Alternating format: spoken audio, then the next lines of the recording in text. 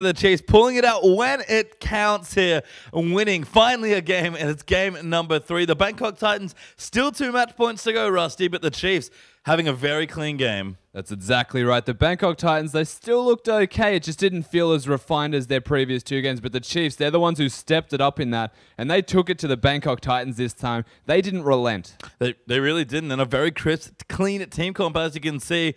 You can look down the Bangkok Titans side. You see a lot of the stuff we've seen from them already. Aggressive choices in the bottom lane. Assassin for G4. Gragas in the jungle. But look at this Chiefs comp. We've seen this from them in the group stage. And this man right here on Twisted Fate did exactly what he loves to do. Yeah, so in the first game of the tournament 2 days ago, Bangkok Titans took on the Chiefs. That was their first ban.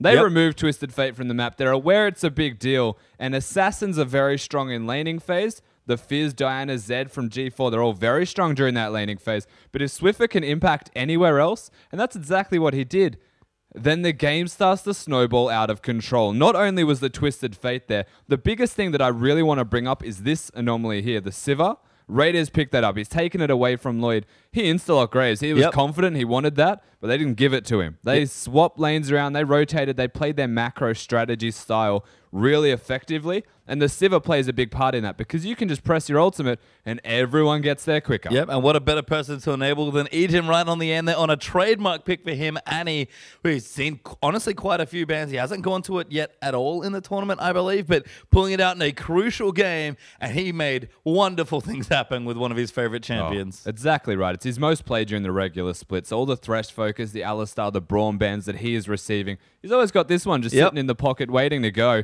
Brought that out in this game, the most important game for them, and actually goes massive. The Tibbers connected on so many targets, even during laning phase, pressing the W and stunning multiple targets every single time. He was really clutch in that. Yeah, and we saw that as far as the multiple stuns go, the clean map movement. But let's have a replay now and dig a little bit deeper into how the Chiefs were able to get this game going. So this is one fight that seems to have consistently dumbfounded Spawn. He had no idea what Bangkok Titans were doing. But we'll roll this one out. Swiffer, he hits the gold card as the fish doesn't connect. That's already down, and Spooks is caught out of position, but the hook misses, and the teleport has arrived. And now they're just playing the numbers game with no Fizz ultimate available. Ejim hits a great stun at the same time as Swiffer, so they lock down a lot of important members. And it's really difficult to kill a Sivir. It's really difficult to kill an Elise at all because he's just a really slippery champion.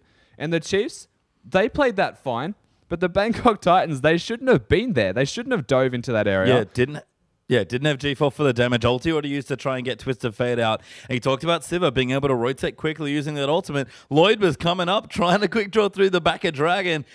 Got there in time to see, I think, his Thresh die at that point in the fight, and Chiefs collapsed wonderfully. Yeah, exactly right. And that was one of 2 fights that happened earlier on. There was one earlier that started to snowball the Twisted Fate, but that particular fight snowballed the entirety of the Chiefs, and they started to steamroll the rest of the map from that one pick.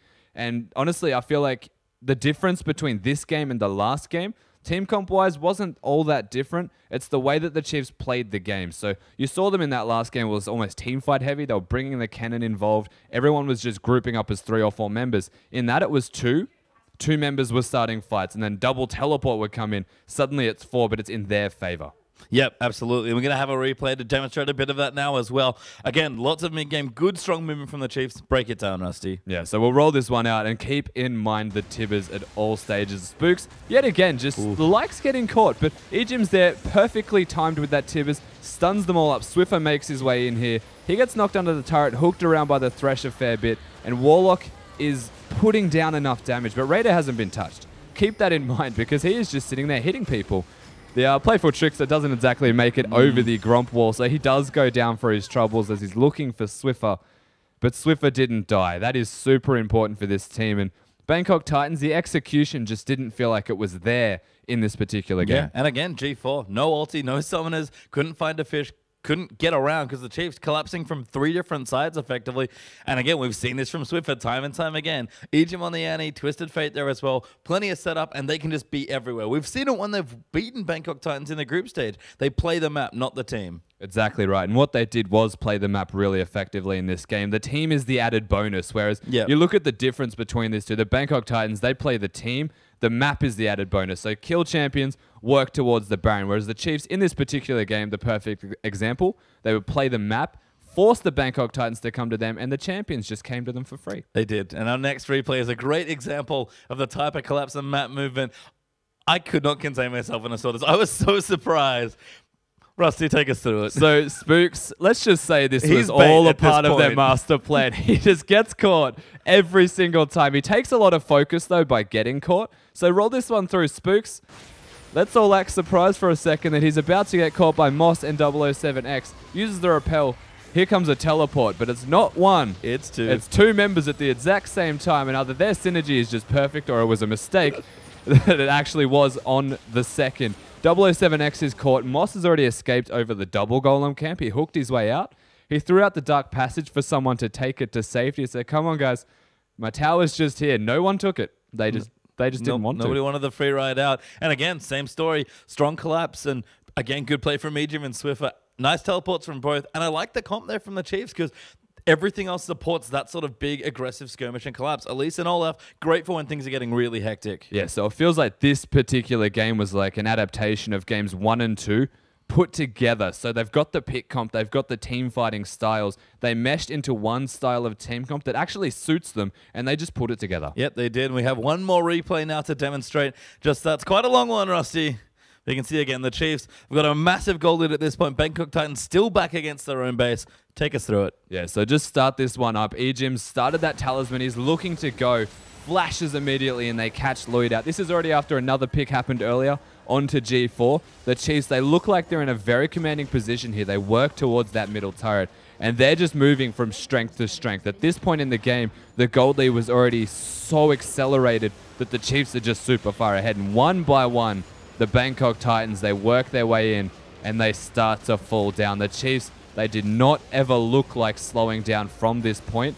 The snowball had well and truly begun, and try as Bangkok Titans might, they couldn't prevent that from happening. Yep, they get ace. They pretty quickly after that throw in the towel, like you can see. I mean, I actually like this surrender a lot from the Bangkok Titans side just because the game's out of control. Your game plan isn't working. You're getting collapsed on. Just reset. You've got 2 more games to play at least. Hopefully you win the 4th game and ice the series 3-1.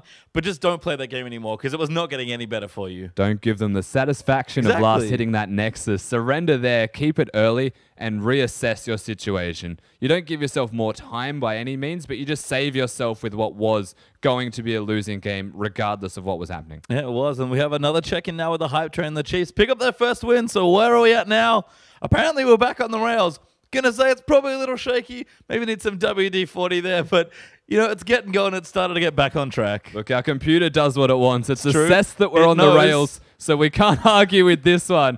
It seems to me like things are looking okay for the Chiefs, but as you said, you know, they've only won 1 game. It's a best of 5. And still, the Bangkok Titans are 1 game away themselves from going to Worlds. Yep, they really are. And you can't forget how well this team has been playing. I thought, honestly, after the group stages, clutching their victory to get to this point in the final, I thought we were done seeing how good Bangkok Titans were.